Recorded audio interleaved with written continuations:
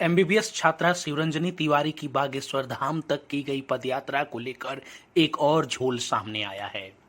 उनके पिता बैजनाथ तिवारी ने बागेश्वर धाम में मीडिया के सामने यह स्वीकार किया कि 6 महीने पहले वह बागेश्वर धाम में मार्कंडे तेल बेचने आए थे।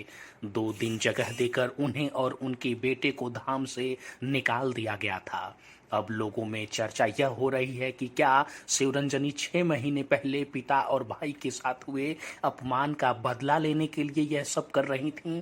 शिवरंजनी के पिता बैजनाथ तिवारी का कहना है कि बागेश्वर धाम में उन्होंने अपने मार्कंडे तेल की दुकान लगाई थी।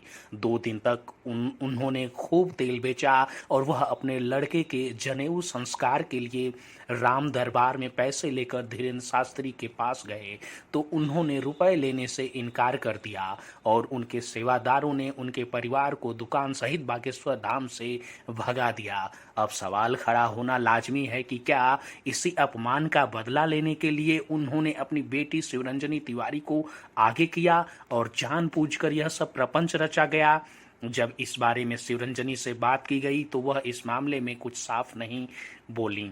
हालांकि पदयात्रा के नाम पर शिवरंजनी के साथ लग्जरी कार चल रही थी जिस पर मार्कंडे तेल के विज्ञापन का फ्लेक्स लगा हुआ।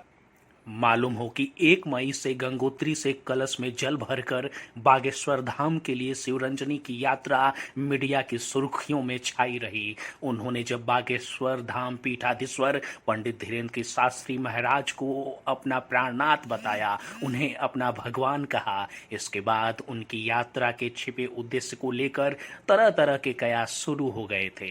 हालांकि पंडित धीरेन्द्र के शास्त्री से विवाह की इच्छा के प्रश्न पर छतरपुर में वह मुकर गईं, लेकिन यहां पहुंचते ही तमाम विवादों में फंस भी गईं।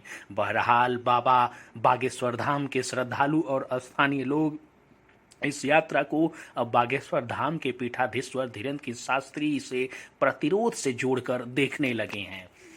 शिवरंजनी तिवारी के पिता बैजनाथ तिवारी का दावा है कि उनके मार्कंडे तेल के लिए राम दरबार के दौरान धीरेन्द्र शास्त्री के द्वारा स्वयं भक्तों से बोला गया था कि परिक्रमा मार्ग में नारियल वितरण केंद्र में तेल मिल रहा है, लेकिन उसके बाद हम लोगों को वहां से भगा दिया गया।